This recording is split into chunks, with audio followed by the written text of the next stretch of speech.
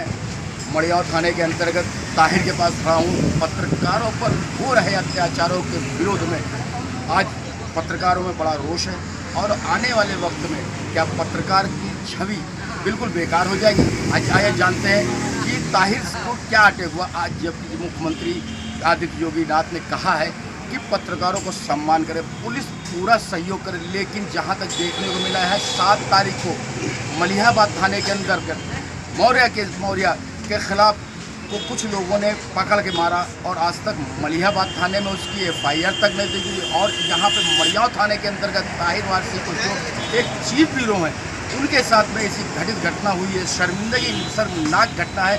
और आज तक मड़ियाव थाने के इंस्पेक्टर ने उनकी FIR नहीं लिखी और जबकि डॉक्टरी भी अभी तक पूरी तरह से नहीं हो पाई है। और जबकि उनकी एक हड्डी भी टूट गई, उनका मोबाइल भी गया, उनकी घड़ी भी गई, उनके पैसे भी गए।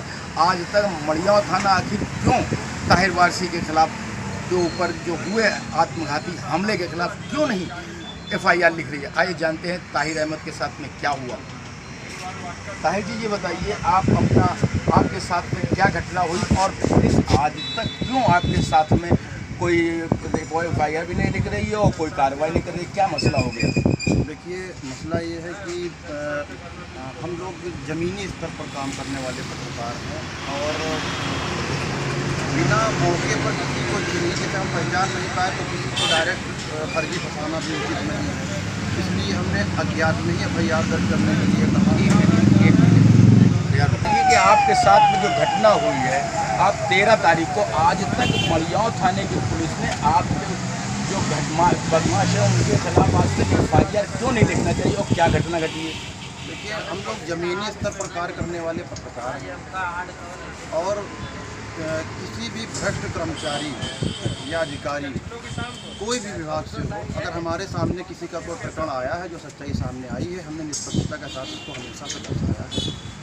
इसी क्रम में हमारे साथ जो घटना हुई है उसके 3 दिन पूर्व ही मड़ियाव थाना अंतर्गत एक पार्क पर कुछ माफियाओं द्वारा कब्जा किया गया। उसकी खबर को लेकर हमने प्रकाशित किया था, जिसमें लोकल की पुलिस की जो कार्यशैली सामने निकल के आई थी उसको भी हमने दर्शाया था। उस घटना के बाद इंस्पेक्टर महोदय हमसे चिढ़े हुए, आप क्या कह सकते हैं, जिस रात मेरे साथ घटना हुई, घटना के बाद उसको थाने ले जाया गया। थाने पर मेरे साथ जो व्यवहार किया गया बहुत ही सम्मानजनक। एक गरिमामय पद पर बैठा हुआ सम्मानित व्यक्ति हो या एक जनता का सेवक है, वो अगर हम एक पत्रकार से ये कह देता है कि तू नौटंकी बहुत करता है बेसाले, ये शब्द उस वक्त कलेक्टर साहब ने बोले जब मैं पूरी तरीके से भूल में लथपथ था और हाथ मेरा टूटा, मैं अपने हाथ से पकड़ के मैं चैम्बर में घुसा। उन्होंने डायरेक्ट इन्हीं शब्दों से मुझको संबोधित किया। उसके बाद में 1-1.5 घंटा थाने पर रहा। मैं बराबर कहता रहा कि एक मोबाइल की व्यवस्था करवा दीजिए, मैं अपने परिवार को सूचना दे दूँ मेरे साथ घटना घटी है। तो यहाँ तक ना तो किसी ने एक मोबाइल से को कॉल करने के लिए दिया, हमने यहाँ तक मेरा मोबाइल चार्ज थोड़ा करवा दीजिए, मैं उतने ही नंबर से बात करता, तो कहा चार्जर नहीं मेरे पास में।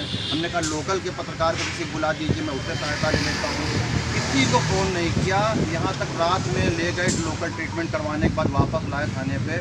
हमसे कहा आप जाओ। अब 2 बजे रात में हम गाड़ी भी मेरे पास नहीं है, हम कैसे चले आते। फिर मैंने कहा कि एक फ़ोन दे दीजिए, किसी बुला लूँ। तो कहा यहाँ फ़ोन नहीं है ना चार्जर है, आप चले जाओ।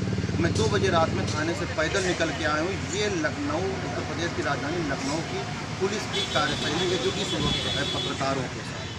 अब ये भी देखना पड़ेगा इसमें कि आप ये भी अनुमान लगा लिए कि ये सबके साथ में है कि जो निष्पक्ष पत्रकार है सिर्फ उनके साथ में ये कार्यशैली।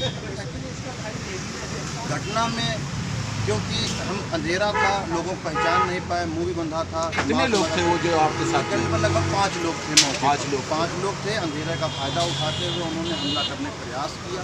जब हम निकलने का प्रयास किया तो उन्होंने बढ़ के हमारी गाड़ी से हमको धक्का दिया, जिससे हम गिरे और खंभे से मतलब आज तक अभी आप तक 13 तारीख के बाद से आज तक आपकी FIR नहीं लाज हुई? इंस्पेक्टर महोदय अभी सिर्फ टाल रहे हैं, कह रहे विवेचना चल रही है।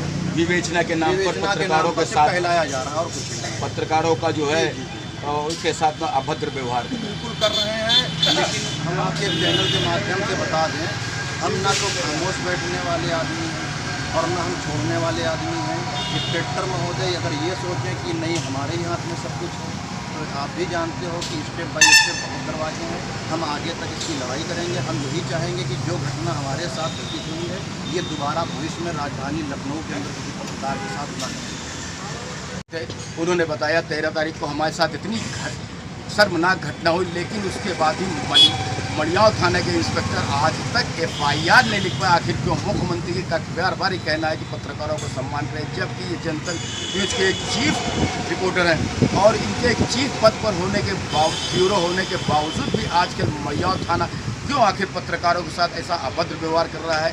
और जहाँ तक ये देखा गया है कि ये एक ज़मीन जो दबंग लोग एक ज़मीन को कब्जा कर रहे थे, उनका खुलासा आपने किया, जिससे कि मड़ियाव थाना प्रभारी भी उन लोगों के साथ नज़र आ रहे हैं। ऐसा क्यों?